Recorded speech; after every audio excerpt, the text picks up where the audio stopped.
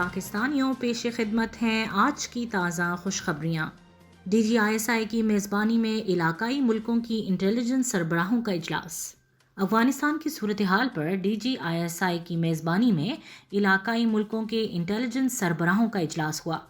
ایک news report کے مطابق افغانستان کی صورتحال پر علاقائی ملکوں کے انٹیلیجنس سربراہوں کا اجلاس ہوا، جس کی میزبانی D G I S I lieutenant general Faiz Hameed نے کی۔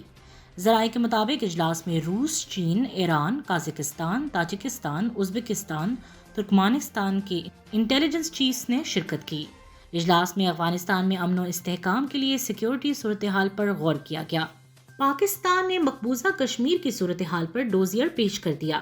وزیر خارجہ شاہ محمود قریشی نے مقبوضہ کشمیر کی صورتحال پر ڈوزیر پیش کرتے ہوئے کہا ہے کہ مقبوضہ کشمیر میں انسانی حقوق کی مسلسل خلاف ورزی ہو رہی ہے۔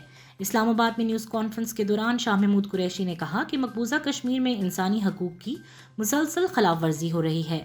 بھارت کشمیریوں کی آواز دبا رہا ہے۔ جب سے ہندوتوا حکومت بھارت میں آئی ہے، ان پامالیوں میں اضافہ ہو گیا ہے۔ مقبوضہ کشمیر میں بھارتی فوج کے محاصرے کو 769 دن ہو چکے ہیں۔ بھارت کی 9 لاکھ افواج مقبوضہ وادی پر مسلط ہے۔ آزاد مبصرین کو مقبوضہ کشمیر جانے کی اجازت نہیں۔ آج کی دنیا میں انسانی حقوق کا پرچار ہوتا ہے، انسانی حقوق کو اس انداز میں پامال کرنا نامناسب ہے۔ وزیر خارجہ نے مزید کہا کہ سید علی گیلانی طویل عرصے قید و بند میں رہنے کے بعد انتقال کر گئے۔ سید علی گیلانی کے انتقال پر دنیا نے دیکھا کہ بھارت کی سوچ کیا تھی۔ سید علی گیلانی کی وفات کے بعد ان کے گھر کے تمام راستے بند کر دیے گئے۔ حریت رہنما سید علی گیلانی کے گھر کو گھیرے میں لے لیا گیا۔ صورتحال دیکھ کر دنیا میں بسنے والے ہر کشمیری کو تکلیف ہوئی۔ ہر پاکستان اس افسوسناک واقعے کے بعد کرب میں مبتلا تھا۔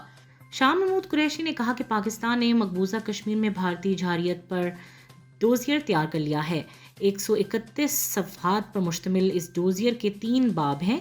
پہلے باب میں بھارت کی جنگی جرائم، دوسرے باب میں فالس فلیگ آپریشنز، جبکہ تیسرے باب میں سلامتی کونسل کی قراردادوں اور بھارت کی مقبوضہ کشمیر کی جغرافی حیثیت تبدیل کرنے کی کوششوں کا ذکر ہے۔ ملکی تاریخ میں پہلی بار بیک وقت 46,000 اساتذہ کی بھرتی آج سے شروع ہوگی۔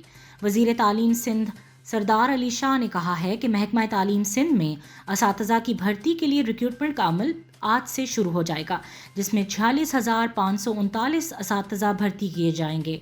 آئی بی اے سکر کے وائس چانسلر سید میر محمد شاہ کے ہمراہ پریس کانفرنس کرتے ہوئے انہوں نے کہا کہ ملکی تاریخ میں پہلی بار ایک ساتھ اتنی بڑی تعداد میں اساتذہ کی بھرتی کی جا رہی ہے اور یہ سارا عمل آٹومیٹڈ ہے۔ اساتذہ کی بھرتی کے عمل میں مکمل شفافیت کو ملحوظ خاطر رکھا جائے گا۔ اس عمل سے متعلق جتنے بھی تحفظات ہیں انہیں دور کرنے کے لیے یہ پریس کانفرنس منعقد کی گئی ہے۔ وزیر تعلیم نے کہا کہ ٹیچر بھرتی کا عمل مکمل طور پر کمپیوٹرائزڈ ہے، اس میں کسی قسم کی سفارش اور رشوت کی جگہ نہیں۔ امیدواران تمام ابہام کو دور کر دیں۔ اساتذہ کے ٹیسٹ میرٹ پر ہوں گے، کسی کو 1 روپے دینے کا سوچیے بھی نہیں، اپنی محنت پر یقین رکھیے۔ انہوں نے کہا کہ اگر محکمہ تعلیم کا کوئی ملازم اساتذہ کی نوکریوں کے عوض رشوت میں ملوث پایا گیا تو نہ صرف اسے نوکری سے برخاست کر دیا جائے گا بلکہ جیل بھی بھیجیں گے۔ اس موقع پر آئی بی اے کے وائس چانسلر سید میر محمد شاہ نے کہا کہ سکر آئی بی اے کے ذریعے تھرڈ پارٹی ریکروٹمنٹ کے لیے محکمہ تعلیم اور سکر آئی بی اے کے مابین معاہدہ طے پایا ہے۔ اسی کے تحت آج سے ٹیسٹ شروع ہو رہے ہیں۔ کورونا ویکسین دیگر خطرناک بیماریوں سے بھی تحفظ فراہم کرتی ہے۔ تحقیق۔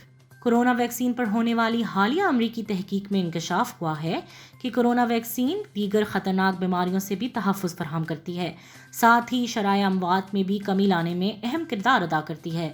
الجزیرہ کے مطابق امریکہ کے بیماریوں سے تحفظ اور ان پر کنٹرول پانے کے مراکز CDC میں پیش کیے گئے اعداد و شمار سے ظاہر ہوتا ہے کہ ویکسینیشن نہ کرانے والے افراد میں خطرناک بیماریوں میں مبتلا ہونے والوں کی تعداد 4.5 گنا زائد ہے، جبکہ مکمل طور پر ویکسینیٹڈ افراد کے مقابلے میں ویکسین نہ کروانے والے افراد میں مرنے والوں کی تعداد 11 گنا زائد ہے۔ ترکی میں ویکسین کی 10,17,40,000 خوراکیں لگائی گئیں۔ رپورٹ۔ ترک خبر ایجنسی اناتولو کی رپورٹ کے مطابق ملک میں کورونا کے خلاف ویکسین کی مہم کے دوران 10,17,40,000 سے زائد خوراکیں لگائی گئی ہیں۔ یاد رہے کہ ترکی میں رواں برس جنوری میں ویکسین مہم کا آغاز کیا گیا تھا۔ کراچی کے طلباء نے عام گاڑی کو کم بجٹ الیکٹرک کار میں تبدیل کر دیا۔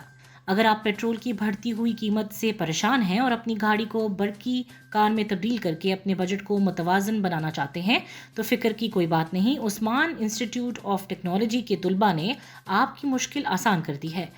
عثمان انسٹیٹیوٹ کے بیچلر آف الیکٹرانکس کے طلباء نے مقامی مہران کار کو کم لاگت میں برقی کار میں تبدیل کرنے کا کارنامہ سر انجام دے دیا ہے، جو پاکستان میں الیکٹرک کاروں کی مارکیٹ میں ایک انقلابی پیش رفت ہے۔ طلباء غلام محمد لوہار، احمد ظہیر حسین، سید محمد حسنین رضوی، مبشر حسین شیرازی، محمد عطاء المصطفیٰ، شہیر عارف اور سمیر باسط شاہ نے اپنے سپروائزر ڈاکٹر عابد کریم کی نگرانی میں بجلی سے چلنے والی کاروں کے لیے بیٹری پیک اور موٹر سسٹم تیار کر لیا ہے۔ نیوزی لینڈ کی کرکٹ ٹیم کی 18 سال بعد دورے پر پاکستان آمد۔ نیوزی لینڈ کی ٹیم 18 سال بعد پاکستان کے دورے پر پہنچ گئی ہے، جہاں دونوں ٹیموں کے درمیان ون ڈے اور T20 میچوں کی سیریز کھیلی جائے گی۔ پاکستان اور نیوزی لینڈ کے درمیان 3 ون ڈے اور 5 T20 میچز پر مشتمل سیریز کھیلی جائیں گی۔ دونوں کرکٹ بورڈز نے فیصلہ کیا ہے کہ DRS سسٹم کی عدم دستیابی کے سبب سیریز کو دو طرفہ سیریز کا درجہ دیا گیا ہے اور ICC cricket world cup super league کا حصہ نہیں بنایا گیا۔ شائقین کا انتظار ختم، ٹکٹوں کی فروخت شروع۔ شائقین کا انتظار ختم اور نیوزی لینڈ سے سیریز کے لیے ٹکٹوں کی آن لائن فروخت شروع ہو گئی ہے، جبکہ قیمت 500 سے 3000 روپے مقرر کی گئی ہے۔ پاکستان اور نیوزی لینڈ کی ون ڈے سیریز کے لیے آن لائن ٹکٹوں کی فروخت شروع ہو گئی ہے۔ اس کے لیے ایڈریس www.bookme.pk دیا گیا ہے۔ فون نمبر 0313778688 پر بھی رابطہ کیا جا سکتا ہے۔ ایشین والی بال اور سنوکر چیمپئن شپ میں پاکستان نے ابتدائی میچز جیت لیے۔ ایک نیوز رپورٹ کے مطابق ایشین والی بال چیمپئن شپ میں پاکستان نے اپنے پہلے میچ میں تھائی لینڈ کو اپ سیٹ شکست دے دی۔ پاکستان نے سنسنی خیز انداز میں دلچسپ مقابلے کے بعد 3-2 سے کامیابی پائی۔